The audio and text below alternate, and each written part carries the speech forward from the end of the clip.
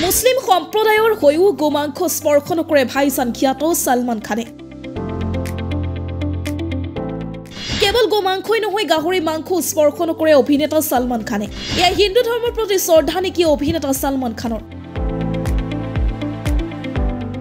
মুছলমান হৈও ভাইজান খ্যাত সলমান খানে আজিলৈকে গোমাংস স্পৰ্শ কৰা নাই কিয় বলিউড ভাইজান সলমান খানে গোমাংসক স্পৰ্শ নকৰে কিয় বলিউডৰ সুপাৰস্টাৰ সলমান খান জাতি ধৰ্ম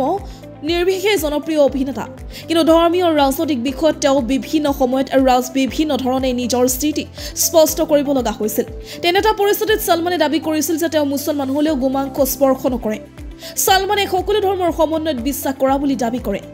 এক সাক্ষাৎকাৰত সলমান খানে প্ৰকাশ কৰে যে তেওঁ কিয় গোমাংস নাখায় তেওঁ ক'লে যে হিন্দু ধৰ্মত গৰুক যেনেকৈ মাতৃ হিচাপে পূজা কৰা হয় সেইদৰে তাইও তেওঁৰ বাবে মাতৃৰ দৰে সেই সাক্ষাৎকাৰত তেওঁ সোধা হৈছিল যে সলমান খানে কি খাই ভাল পায় উত্তৰত তেওঁ ক'লে মই গোমাংস আৰু গাহৰি মাংসৰ বাহিৰে সকলো খাওঁ মা গৰু আমাৰ মা মই বিশ্বাস কৰোঁ সেই অৰ্থত মোৰ মা আচলতে মোৰ নিজৰ মা হিন্দু আৰু পিতৃ মুছলমান ইফালে মোৰ আনজনী মা খ্ৰীষ্টিয়ান মাৰ লগত একেখন ঘৰতে থাকোঁ মোৰ বাবে সকলো ধৰ্ম সমান সকলো ধৰ্মৰ সমন্বয়ত সকলোৱে বিশ্বাস কৰা উচিত ইয়াৰ পিছত সলমান খানে কয় যে সকলো ধৰ্মৰ মানুহে মোক তেনেকৈ ক'ব পাৰে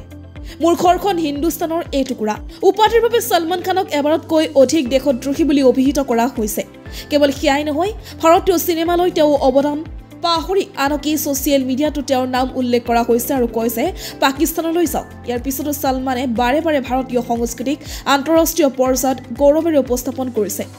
কেতিয়াবা তেওঁ চিনেমাৰ জৰিয়তে সকলো ধৰ্মৰ মাজত সমন্বয়ৰ বাৰ্তা দিছে আৰু কেতিয়াবা আৰ্তজনক সহায়ৰ বাবে স্বেচ্ছাসেৱী সংগঠন এটা খুলিছে